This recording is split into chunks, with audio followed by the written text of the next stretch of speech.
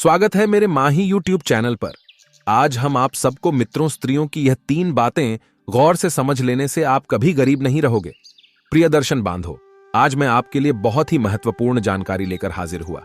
आज हम इस वीडियो में चर्चा करेंगे कि स्त्रियों की ऐसी कौन सी 3 बातें हैं जिससे गौर से समझ लेने से कोई व्यक्ति कभी गरीब नहीं रहता। मेरे प्रिय दर्शन बंधो, आपसे निवेदन है कि वीडियो को बिना स्क्रिप्ट की यह पूरा सुनिएगा। एक गांव में एक अत्यंत गरीब ब्राह्मण रहता था। उनकी लज्जावती नाम की एक पुत्री थी। लज्जावती बहुत तेज दिमाग की थी, लेकिन ब्राह्मण बहुत ही सरल सज्जन व्यक्ति थे। वह बेचारा दयनीय जीवन जी रहा था।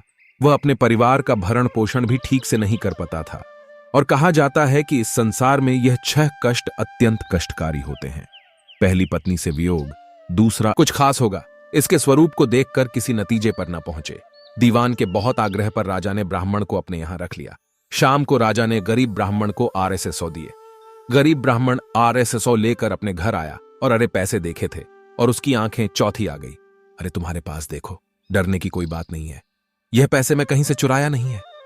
आज मैं अपनी बेटी लज्जावती के अनुरोध पर राजा के दरबार में गया और राजा से RSSO प्रतिदिन वेतन वाली नौकरी मांगी। दीवान की सिफारिश पर राजा ने मुझे रख लिया, लेकिन मुझे यह सोचकर आश्चर्य होता है कि राजा ने मुझे रखा है। अगर कभी ऐसी समस्या आए तो मैं उसका समाधान कैसे करूंगा। तब बेटी ने हंसते हुए कहा, पिताजी घबराएं, नहीं देने वाला तो ईश्वर है। जब वह देता है तो छप्पर फटा।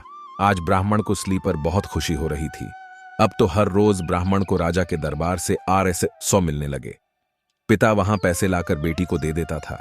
बेटी लज्जावती ने उन पैसों से सबसे पहले अपनी रोजमर्रा की जरूरतें पूरी की। फिर उन पैसों को परोपकार के कार्यों में लगने लगी। पैसे से गरीबों को खाना खिलाती, उसने जंगलों में रहने वाले जानवरों के लिए पानी की व्यवस्था करती, और धीरे धीरे उसने एक पाठशाला खोला था कि गरीब लोगों के बच्चे जो पैसे के कारण नहीं पिया, आज पाए थे। अक्सर कई गरीब हो, हर बच्चों का भविष्य गरीबों के कारण सीमित रह जाता है। उनके अंदर की उत्तर देने वाली योग्यता धना होने के कारण पंख नहीं मिल पाती के लिए योग्य होने पर भी बस लाचार बनकर रह जाते हैं। लज्जावती ने उसे पैसे से हर भूखे और असहाय व्यक्ति की मदद की, और ब्राह्मण को देखकर अन्य दरबारी को उससे हमेशा यही सोच की। दीवान की मूर्खता के कारण यह मूर्ख पंडित प्रतिदिन RSSO ले जाता है, और राजा साहब ने अभी मेरे प्रिय दर्शन बांधो। एक दिन ऐसा हुआ कि ब्राह्मण की परीक्षा का समय भी आ गया। राजा के दरबार में दूसरे देश से दूध आया और उसने कहा, महाराज, अगर आप हमारे 2 प्रश्नों का सही उत्तर देंगे तो हमारे राजा आपको अपना आधा राज्य देंगे, अन्यथा आपको अपना आधा राज्य देना होगा।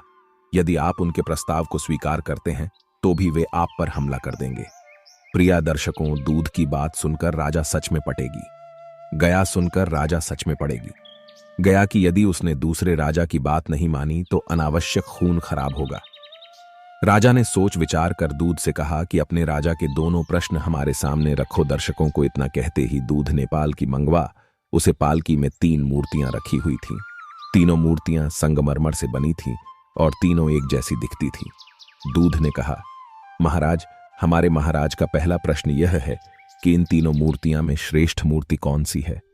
यह सुनकर राजा और सभी दरबारी आश्चर्यचकित रह गए कि यह तीनों मूर्तियां देखने में एक जैसी है, फिर उनमें श्रेष्ठ कैसे सिद्ध हो सकती है। राजा सहित राजा के सभी दरबारी उन मूर्तियों में अंतर सिद्ध नहीं कर सके। अचानक दीवान को याद आया कि हमने RSSO वेतन पाने वाले पंडित को क्यों रखा है। उन्होंने तुरंत पंडित को बुलाया और तीनों मूर्तियां में अंतर ढूंढकर श्रेष्ठ साबित करने को कहा। बेचारे भोले भाले पंडित जी भी मूर्तियां देखकर आश्चर्यचकित हो गए कि इन तीनों मूर्तियां में अंतर कैसे पता चलेगा। यदि वह बताने में असफल रहे तो राजा उसे नौकरी से निकाल देगा। अब दरबार की ईर्ष्यालु लोग भी सोचने लगे कि आज इस ब्राह्मण का खेल खत्म हो जाएगा। काफी देर तक मूर्तियों को ध्यान से देखने के बाद भी पंडित जी को कुछ समझ नहीं आया तो पंडित जी ने कहा, महाराज, मूर्तियों को किसी एकांत कमरे में रख दीजिए, तब तक मैं घर होकर आता हूं। लौटकर मैं इनका अंतर आपको जोड़ बता दूं। यह कहकर पंडित जी अपने घर चले गए। राजा ने उन मूर्तियों को एक एकांत कमरे में रखवा दिया। पंडित जी सीधे अमिताभ जी, जब 3 ओवन के अंदर आप एक काम करें, एक पतला सा तार उन मूर्तियों के कान में डालना और वे तार कहां निकलता है, यह बात आकर मुझे बताना। मैं आपको उनका अंतर समझा दूंगी। अब पंडित जी मूर्तियों के पास आए और उनके कानों में एक पद और उन्हें देखने लगे। एक मूर्ति के कान में तार डाला तो दूसरे कान से तार निकल गया। दूसरी मूर्ति के कान में तार डाला गया तो वह मुंह से बाहर निकल गया। त्रिमूर्ति के कान में तार डाला गया तो वह बाहर नहीं आया। ब्राह्मण में आकर अपनी पुत्री को सारा वृत्तांत सुनाया। बेटी ने समझाया। दरबार में पंडित जी की वाहवाही होने शर्त के अनुसार राजा को आधार राज्य मिल गया। पंडित जी का सम्मान दिया, राज किया। एक दिन राजा को आश्चर्य हुआ कि प्रश्न सुनकर अपने घर क्यों जाते थे। कोई तो वजह जरूर थी। राजा के पूछने पर पंडित जी ने बताया कि उसकी पुत्री बहुत बुद्धिमान है। उसी के अनुरोध पर मैं आपके यहां काम कर रहा हूं और इन सवालों का जवाब उसने ही दिया है। यह सुनकर राजा भी बहुत प्रसन्न हुआ। राजा ने लज्जावती को अपने महल में बुलाया और उससे पूछा, तुमने यह विद्या कहां से प्राप्त की है? उसने मुस्कुराकर उत्तर दिया, महाराज, यह ज्ञान मुझे अपने पिता से मिला है। मेरे पिता बहुत विद्वान हैं। उन्होंने बहुत सारे शास्त्रों का अध्ययन किया है। उन्होंने मुझे भी अपने पुत्रों की तरह सभी शास्त्रों की शिक्षा दी। उन्होंने अपने परिवार और समझो का ज्ञान दिया।